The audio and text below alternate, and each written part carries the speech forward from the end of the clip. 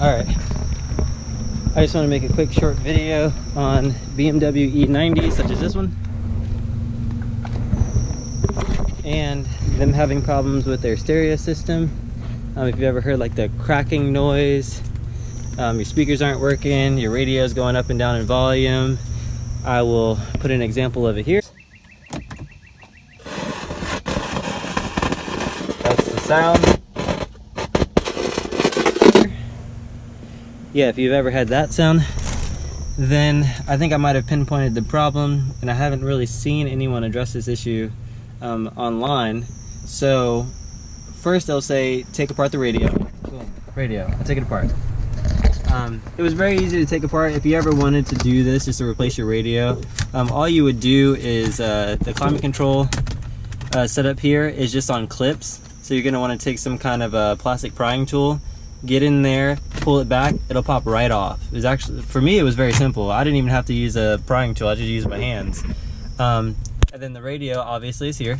That has two screws that are located. Here's one that's there, and the other is here. It's two Phillips head screws. I got the screws right here. Take a Phillips head screwdriver, take it out, and you just pull it straight back. Now, a lot of people were saying the issue was because of this clip that connects your stereo to your wiring harness there. I removed the clip, plugged it back in several times. I was still having the same exact issue. And, excuse me, I was like, that is such a bummer, because that definitely didn't work, and it seemed like a pretty logical reason that it wasn't working. To get rid of this static sound.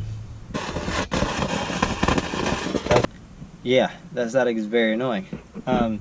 But what I found out was, I looked at some other video and I saw some guy's radio wasn't working at all.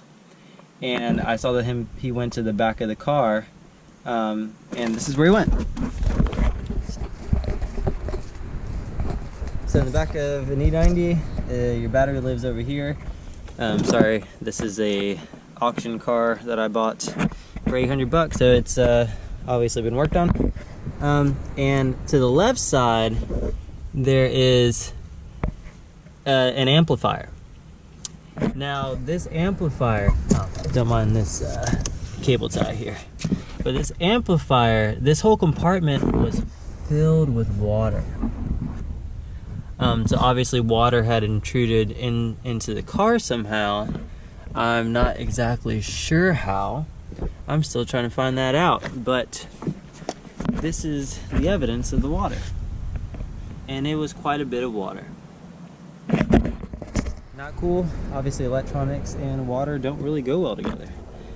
So what I did so far, and I haven't got it 100% working yet, however, I'm pretty sure the reason it's not working properly is because some of the internals of this wiring harness, one, is wet, and the internals of this amplifier are wet. And so what I'm going to do now is I'm going to remove the amplifier itself, and I'm going to let it dry overnight. I may just take my air compressor, blow out whatever water I can get to. I may take my heat gun and just like heat it, but just slightly, so I don't just melt any kind of rubber in there, any kind of plastics. And I'm just gonna let this wiring harness just sit overnight. I'd use this cable tie to like tie this up so it didn't fall in the water whenever I went to release it. Oh, just a heads up, if you do want to release the water, you see these rubber grommets. There's one there. There's actually one in this corner. It's kind of dark right there. There's one that's down there as well. That's where you would go to release the rubber grommets. And also, if you wanted to remove this amplifier, there's a screw here, down here at the bottom. It's a let me see what this was. It's an 8mm. There's a screw back there, also an 8mm, and there's two more. There's one on this, so you have to kind of lift this up to get to it. There's one right back here, and there's one back here. So I'm gonna go ahead and remove this, and yeah, that will definitely solve your problem, because now, whenever I remove this wiring harness, I noticed, and then after I got the water out, I plugged it back in, and I noticed that all the crackling sounds, everything, it wasn't doing the crackling sounds anymore. It wasn't doing any more buzzing sounds. The volume was actually working properly. I wasn't having any like interference sounds.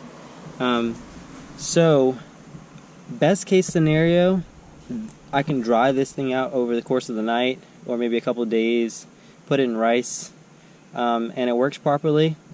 Worst case scenario is I'll just have to replace the amplifier. Probably can get one at the junkyard, maybe, if they have any E90s there. They've been pretty scarce. But worst case scenario, I'm willing to bet 100% you replace this amplifier, and you won't have any more of those issues, and it would have fixed your problem. But the next problem is to figure out how the water entered the car in the first place. Thank God for those plugs there. I'm not exactly sure why BMW put those plugs there. Maybe this was an issue already. I'm not certain. However, like I said earlier, I did paint this car. So maybe when I painted it, I didn't put this back properly, and water was able to enter that way. But I really don't see how that could be possible. But it is. I mean, it is possible. Maybe there's a seal back there I didn't get. So yeah, I just wanted to make this quick video so that people could have radios again, because yeah, it's no fun not being able to figure out a problem like that, which just seems so silly and so small, and turns out in my case, and probably in most people's cases, it's just water intrusion at that amplifier. Alright, see you guys next time. Definitely subscribe, because I'm just starting my YouTube page. Definitely like the video. If it's been helpful for you, feel free to leave comments. I will reply with as much help as I can give. And good luck to everyone out there on their DUI stuff. Alright, peace.